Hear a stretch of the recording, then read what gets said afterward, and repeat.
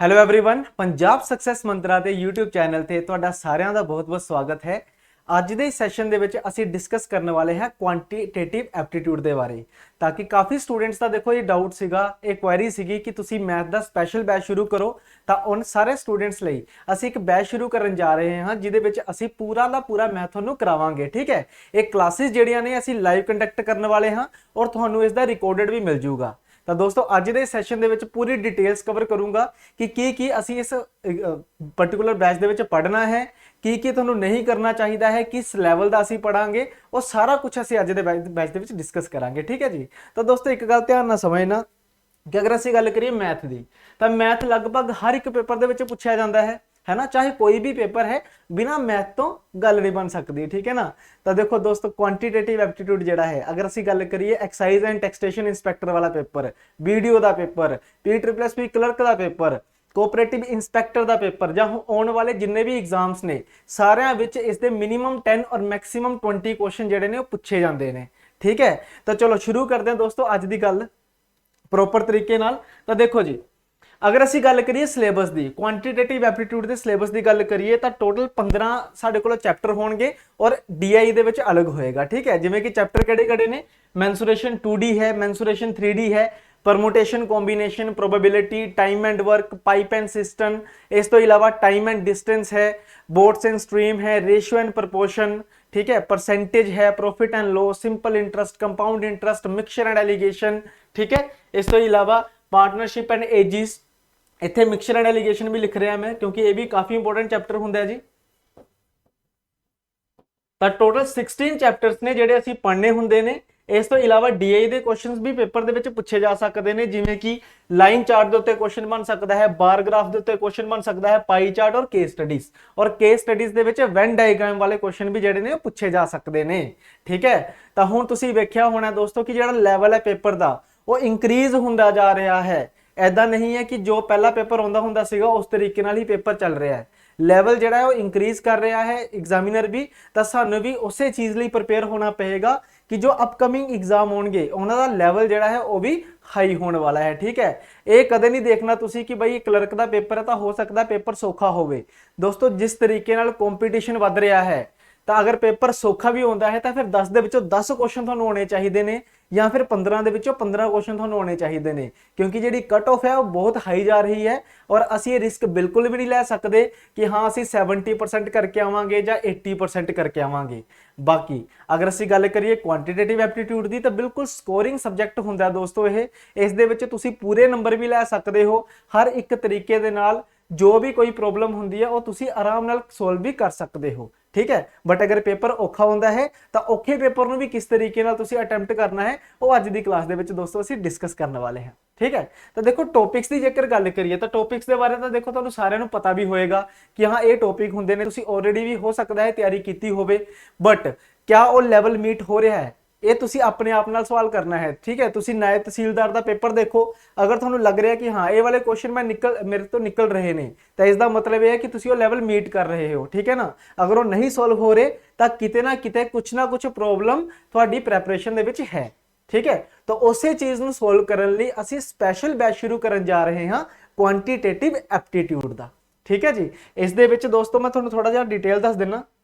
जो बैच होएगा इसकी जी फीस है वो 899 है। ठीक है, इस दे विच सारा सिलेबस करवाया जाएगा। जिहड़ी क्लासेस ने वो लाइव होणगियां 5:30 तो 7 इसका टाइम होवेगा। ठीक है, इस दे डेमो लैक्चर्स भी तुसीं देख सकते हो। डिस्क्रिप्शन दे विच तुहानूं लिंक मिलणगे तीन डेमो लैक्चर्स ने, तीनों डेमो लैक्चर देखो और वो तीनों जिहड़ी क्लासेस ने वो इस बैच दीयां ही क्लासेस ने ऑलरेडी। ठीक है, जो तुसीं ये बैच अवेल करोगे तो तुहानूं तीनों क्लासेस भी देखने को मिलणगियां। ठीक है, और इस क्लासेस दे नाल तुहानूं नोट्स मिलणगे जिहड़े हैंड रिटन नोट्स होणगे। जो भी मैं क्लास दे विच तुहानूं कंसैप्ट कराऊंगा उस दी ही PDF बना के उहदे नाल अटैच होएगी। इस तो इलावा तुहानूं प्रैक्टिस क्वेश्चन दिते जाणगे करन लई ताकि तुसीं जो सिੱਖਿਆ है क्लास दे विच उस दी प्रैक्टिस भी कर सको। ठीक है जी, तो आई थिंक ये चीज़ तुहानूं सारिआं नूं क्लीयर हो गई होएगी।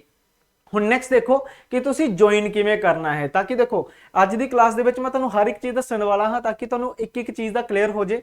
ਜਿਵੇਂ ਆ ਪੂਰਾ ਬੈਚ ਹੈ, ਅਗਰ ਤੁਸੀਂ ਡਿਸਕ੍ਰਿਪਸ਼ਨ ਤੇ ਦਿੱਤੇ ਹੋਏ ਲਿੰਕ ਤੇ ਕਲਿੱਕ ਕਰੋਗੇ, ਬੈਚ ਦੇ ਲਿੰਕ ਤੇ ਅਗਰ ਕਲਿੱਕ ਕਰਦੇ ਹੋ ਤਾਂ ਤੁਹਾਨੂੰ ਇਸ ਤਰੀਕੇ ਨਾਲ ਇਮੇਜ ਖੁੱਲ ਕੇ ਆਊਗੀ। ਠੀਕ ਹੈ, ਤੁਸੀਂ ਅਵੇਲ ਕਿਵੇਂ ਕਰਨਾ ਹੈ, ਤੁਸੀਂ ਐਡ ਟੂ ਕਾਰਟ ਕਰੋਗੇ, ਜਿਵੇਂ ਐਡ ਟੂ ਕਾਰਟ ਕਰਨ ਲੱਗਾ ਮੈਂ ਇੱਥੇ, ਜਦੋਂ ਤੁਸੀਂ ਐਡ ਟੂ ਕਾਰਟ ਕਰੋਗੇ ਤਾਂ ਇਸ ਤਰੀਕੇ ਨਾਲ ਸਕਰੀਨ ਖੁੱਲ ਕੇ ਆਊਗੀ। ਠੀਕ ਹੈ, ਕੁਆਂਟੀਟੇਟਿਵ ਐਪਟੀਟਿਊਡ ਲਾਈਵ ਬੈਚ, ਇਸ ਦੀ ਜਿਹੜੀ ਵੈਲਿਡਿਟੀ ਹੋਊਗੀ ਦੋਸਤੋ 365 ਡੇਜ਼ ਦੀ ਹੈ।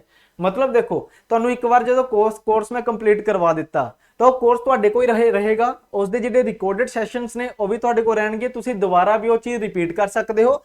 365 ਡੇਜ਼ ਦੀ ਉਸਦੀ ਵੈਲਿਡਿਟੀ ਹੋਵੇਗੀ। ਇਸ ਤੋਂ ਇਲਾਵਾ ਅੱਗੇ ਕਿਵੇਂ ਪਰਚੇਸ ਕਰਨਾ ਹੈ, ਦੇਖੋ ਚੈੱਕਆਊਟ ਤੇ ਕਲਿੱਕ ਕਰੋ। ਜਦੋਂ ਤੁਸੀਂ ਚੈੱਕਆਊਟ ਤੇ ਕਲਿੱਕ ਕਰੋਗੇ ਤਾਂ ਇਸ ਤਰੀਕੇ ਨਾਲ ਸਕਰੀਨ ਖੁੱਲ ਕੇ ਆਊਗੀ, ਜਿੱਥੇ ਤੁਹਾਡਾ ਨੇਮ, ਈਮੇਲ ਐਡਰੈਸ ਹੈ, create new password, mobile number ਵਗੈਰਾ ਵਗੈਰਾ ਲਿਖਿਆ ਹੋਇਆ ਹੈ। ਅਗਰ ਤੁਸੀਂ ਆਲਰੇਡੀ ਰਜਿਸਟਰ ਕੀਤਾ ਹੋਇਆ ਹੈ ਤਾਂ ਤੁਸੀਂ ਲੌਗਇਨ ਕਰਕੇ ਕਰੋਗੇ ਤਾਂ ਇਹ ਪੇਜ ਨਹੀਂ ਆਏਗਾ। ਠੀਕ ਹੈ, ਜਦੋਂ ਤੁਸੀਂ ਲੌਗਇਨ ਕਰ ਲਓਗੇ ਤਾਂ ਲੌਗਇਨ ਕਰਨ ਤੋਂ ਬਾਅਦ, ਠੀਕ ਹੈ, ਇਹ ਦੇਖੋ ਦੋ ਆਪਸ਼ਨਸ ਨੇ ਨਾ, ਲੌਗਇਨ ਇਨਟੂ ਐਗਜ਼ਿਸਟੈਂਟ ਅਕਾਊਂਟ। ਅਗਰ ਐਗਜ਼ਿਸਟੈਂਟ ਅਕਾਊਂਟ ਹੈਗਾ ਤੁਹਾਡਾ ਤਾਂ ਇਸ ਤੇ ਕਲਿੱਕ ਕਰ ਲਓ, ਤਾਂ ਤੁਸੀਂ ਈਮੇਲ ਆਈਡੀ ਭਰ ਸਕਦੇ ਹੋ ਔਰ ਅੱਗੇ ਜਾ ਸਕਦੇ ਹੋ। ਅਦਰਵਾਈਜ਼ ਤੁਸੀਂ ਕੀ ਕਰ ਸਕਦੇ ਹੋ ਦੋਸਤੋ, ਆਪਣੀ ਨਵੀਂ ਆਈਡੀ ਪਾਸਵਰਡ ਬਣਾ ਕੇ ਕ੍ਰੀਏਟ ਨਿਊ ਅਕਾਊਂਟ ਕਰ ਲਓ। ਠੀਕ ਹੈ, ਜਦੋਂ ਤੁਸੀਂ ਕ੍ਰੀਏਟ ਨਿਊ ਅਕਾਊਂਟ ਕਰੋਗੇ ਤਾਂ ਉਹਦੇ ਵਿੱਚ ਫਿਰ ਤੁਹਾਨੂੰ ਅੱਗੇ ਆ ਜਾਏਗਾ ਕਿ ਪ੍ਰੋਸੀਡ ਐਂਡ ਪੇਮੈਂਟ। ਤਾਂ ਪੇਮੈਂਟ ਕਰਨ ਤੋਂ ਬਾਅਦ ਮਾਈ ਕੋਰਸਿਸ ਦਾ ਆਈਕਨ ਬਣ ਕੇ ਆਊਗਾ। ਠੀਕ ਹੈ, ਉਸ ਮਾਈ ਕੋਰਸਿਸ ਤੇ ਜਦੋਂ ਤੁਸੀਂ ਕਲਿੱਕ ਕਰੋਗੇ ਤਾਂ ਤੁਹਾਡਾ ਕੋਰਸ ਜਿਹੜਾ ਤੁਹਾਨੂੰ ਦਿਖਣਾ ਸ਼ੁਰੂ ਹੋ ਜਾਏਗਾ, ਜਿਸ ਦੇ ਵਿੱਚ ਸਾਰੇ ਰਿਕਾਰਡਡ ਲੈਕਚਰਸ ਹੋਣਗੇ। ਜੋ ਜੋ ਤੁਸੀਂ ਲਾਈਵ ਪੜ੍ਹ ਰਹੇ ਹੋ ਸੇਮ ਡੇ ਉਹੀ ਲੈਕਚਰ ਜਿਹੜਾ ਹੈ ਉਸ ਪਾਰਟਿਕੂਲਰ ਪੋਰਟਲ ਦੇ ਵਿੱਚ ਅਪਲੋਡ ਹੋ ਜਾਏਗਾ। ਠੀਕ ਹੈ, ਤਾਂ ਆਈ ਹੋਪ ਇਹ ਤਾਂ ਤੁਹਾਨੂੰ ਪਤਾ ਲੱਗ ਗਿਆ ਹੋਵੇਗਾ ਕਿ ਅਸੀਂ ਐਨਰੋਲ ਕਿਵੇਂ ਕਰਨਾ ਹੈ। ਹੁਣ ਨੈਕਸਟ ਦੇਖੋ ਕਿ ਅਸੀਂ ਪੜ੍ਹਨਾ ਕਿਵੇਂ ਹੈ, ਕਿ ਜਿਵੇਂ ਸਾਰੇ ਟੌਪਿਕਸ ਨੇ ਇਹ ਤਾਂ ਸਾਨੂੰ ਪਤਾ ਚੱਲ ਗਿਆ। ਠੀਕ ਹੈ, ਹੁਣ ਟੌਪਿਕਸ ਨੂੰ ਪੜ੍ਹਨਾ ਕਿਵੇਂ ਹੁੰਦਾ ਹੈ ਜੀ, ਇਹ ਵੀ ਸਮਝ ਲਓ। ਜਿਵੇਂ ਮੈਂ ਮੈਂਸੂਰੇਸ਼ਨ ਦੀ ਗੱਲ ਕਰਦਾ ਹਾਂ, ਜੋ ਕਿ ਡੈਮੋ ਲੈਕਚਰਸ ਵੀ ਨੇ ਤੁਹਾਡੇ। ਠੀਕ ਹੈ, ਤਾਂ ਮੈਂਸੂਰੇਸ਼ਨ ਨੂੰ ਵੀ ਪੜਨ ਦਾ ਤਰੀਕਾ ਕੀ ਹੁੰਦਾ ਦੋਸਤੋ, ਕਿ ਅਸੀਂ ਕੀ ਕਰਨਾ ਹੁੰਦਾ ਹੈ ਕਿ ਸਾਰੀ ਦੀ ਸਾਰੀ ਦੇਖੋ ਕਿ ਕੀ ਸਾਡੇ ਕੋਲੋਂ ਸਟਰਕਚਰਸ ਨੇ। ਠੀਕ ਹੈ, ਕਿਉਂਕਿ ਮੈਂਸੂਰੇਸ਼ਨ ਕੀ ਹੁੰਦੀ ਹੈ, ਮੇਜ਼ਰਮੈਂਟ ਹੈ ਨਾ, ਤਾਂ ਤੁਹਾਨੂੰ ਇਸ ਦਾ ਮੀਨਿੰਗ ਵੀ ਕਲੀਅਰ ਹੋਣਾ ਚਾਹੀਦਾ ਹੈ। ਇਸ ਦੇ ਵਿੱਚ ਕਿਹੜੀ ਕਿਹੜੀ ਫਿਗਰਸ ਯੂਜ਼ ਹੁੰਦੀਆਂ ਨੇ ਇਹ ਵੀ ਪਤਾ ਹੋਣਾ ਚਾਹੀਦਾ ਹੈ। ਜਿਵੇਂ ਐਗਜ਼ਾਮਪਲ ਦੇ ਤੌਰ ਤੇ ਮੈਂ ਗੱਲ ਕਰਦਾ ਹਾਂ ਸਕੁਆਇਰ ਦੀ, ਤਾਂ ਸਕੁਆਇਰ ਇੱਕ ਫਿਗਰ ਹੁੰਦੀ ਹੈ ਦੋਸਤੋ। ਠੀਕ ਹੈ, ਤੁਹਾਨੂੰ ਉਸ ਫਿਗਰ ਦੇ ਬਾਰੇ ਪਤਾ ਹੋਣਾ ਚਾਹੀਦਾ ਕਿ ਕਿਵੇਂ ਬਣਦੀ ਹੈ, ਤੁਹਾਨੂੰ ਸਾਰੀ ਪ੍ਰੋਪਰਟੀਜ਼ ਦੇ ਬਾਰੇ ਕਲੀਅਰ ਹੋਣਾ ਚਾਹੀਦਾ ਹੈ। ਉਸ ਤੋਂ ਬਾਅਦ ਕਿਹੜੇ ਕਿਹੜੇ ਫਾਰਮੂਲੇ ਹੁੰਦੇ ਨੇ, ਜਿਵੇਂ ਪੈਰੀਮੀਟਰ ਕੀ ਹੁੰਦਾ ਹੈ, ਏਰੀਆ ਕੀ ਹੁੰਦਾ ਹੈ, ਔਰ ਉਸ ਨਾਲ ਮਿਲਦੇ ਜੁਲਦੇ ਜਿੰਨੇ ਵੀ ਕੁਐਸਚਨਸ ਨੇ ਉਹ ਸਾਰੇ ਤੁਹਾਡੇ ਕਲੀਅਰ ਹੋਣੇ ਚਾਹੀਦੇ ਨੇ। ਠੀਕ ਹੈ, ਹਰ ਇੱਕ ਟੌਪਿਕ ਨੂੰ ਪੜਨ ਦਾ ਇਹੀ ਤਰੀਕਾ ਹੁੰਦਾ ਦੋਸਤੋ। ਯਾਦ ਰੱਖਣਾ, ਜਦੋਂ ਵੀ ਤੁਸੀਂ ਮੈਥ ਪੜ੍ਹਨਾ ਸ਼ੁਰੂ ਕਰਦੇ ਹੋ ਜਾਂ ਕੁਆਂਟ ਪੜ੍ਹਨਾ ਸ਼ੁਰੂ ਕਰਦੇ ਹੋ ਤਾਂ ਉਹਦੇ ਵਿੱਚ ਸ਼ੁਰੂਆਤ ਤੋਂ ਕਿਵੇਂ ਪੜ੍ਹਨਾ ਹੁੰਦਾ ਹੈ ਕਿ ਕੋਈ ਵੀ ਤੁਸੀਂ ਚੈਪਟਰ ਚੱਕਿਆ, ਠੀਕ ਹੈ, ਉਸ ਦੇ ਬੇਸਿਕ ਦੇਖੇ ਕੀ ਨੇ। ਠੀਕ ਹੈ, ਬੇਸਿਕਸ ਐਂਡ ਕਨਸੈਪਟਸ ਕਹਿ ਸਕਦੇ ਹੋ। ਸਭ ਤੋਂ ਪਹਿਲੀ ਚੀਜ਼ ਤਾਂ ਇਹੀ ਚੀਜ਼ ਹੁੰਦੀ ਹੈ ਜੀ। ਉਸ ਤੋਂ ਬਾਅਦ ਸੈਕਿੰਡ ਕੀ ਹੈ ਕਿ ਟਾਈਪਸ ਆਫ ਕੁਐਸਚਨਸ, ਕਿਸ ਤਰੀਕੇ ਦੇ ਕੁਐਸਚਨਸ ਜਿਹੜੇ ਨੇ ਉਹ ਤੁਹਾਨੂੰ ਪੁੱਛੇ ਜਾ ਸਕਦੇ ਨੇ ਐਗਜ਼ਾਮ ਪੁਆਇੰਟ ਆਫ ਵਿਊ ਤੇ। ਠੀਕ ਹੈ, ਹੁਣ ਵੱਖ-ਵੱਖ ਐਗਜ਼ਾਮਸ ਦੇ ਵਿੱਚ ਅਲੱਗ-ਅਲੱਗ ਟਾਈਪਸ ਹੁੰਦੀਆਂ ਨੇ, ਇਸ ਲਈ ਇਸ ਪਾਰਟਿਕੂਲਰ ਬੈਚ ਦੇ ਵਿੱਚ ਮੈਂ ਤੁਹਾਨੂੰ ਸਾਰੀ ਦੀ ਸਾਰੀ ਟਾਈਪਸ ਕਰਾਉਣ ਵਾਲਾ ਹਾਂ। ਠੀਕ ਹੈ, ਟਾਈਪਸ ਕਰਨ ਤੋਂ ਬਾਅਦ ਨੈਕਸਟ ਨੰਬਰ ਆਉਂਦਾ ਜੀ ਪ੍ਰੀਵੀਅਸ ਈਅਰ ਕੁਐਸਚਨਸ ਦਾ, ਕਿ ਪ੍ਰੀਵੀਅਸ ਈਅਰ ਕੁਐਸਚਨ ਜ਼ਰੂਰ ਦੇਖੋ ਕਿ ਬਈ ਇਸ ਪਾਰਟਿਕੂਲਰ ਚੈਪਟਰ ਦੇ ਵਿੱਚੋਂ ਕਿਹੜੇ-ਕਿਹੜੇ ਪ੍ਰੀਵੀਅਸ ਈਅਰ ਕੁਐਸਚਨ ਆਏ ਹੋਏ ਨੇ। ਠੀਕ ਹੈ, ਔਰ ਉਸ ਤੋਂ ਬਾਅਦ ਆਉਂਦੇ ਨੇ ਸਾਡੇ ਕੋਲ ਪ੍ਰੈਕਟਿਸ ਕੁਐਸਚਨਸ। ਔਰ ਜਿਹੜਾ ਪ੍ਰੈਕਟਿਸ ਕੁਐਸਚਨਸ ਨੇ ਉਹ ਬਿਲਕੁਲ ਸਿੰਕ ਹੋਣੇ ਚਾਹੀਦੇ ਨੇ ਤੁਹਾਡੇ PYQs ਦੇ ਨਾਲ ਵੀ।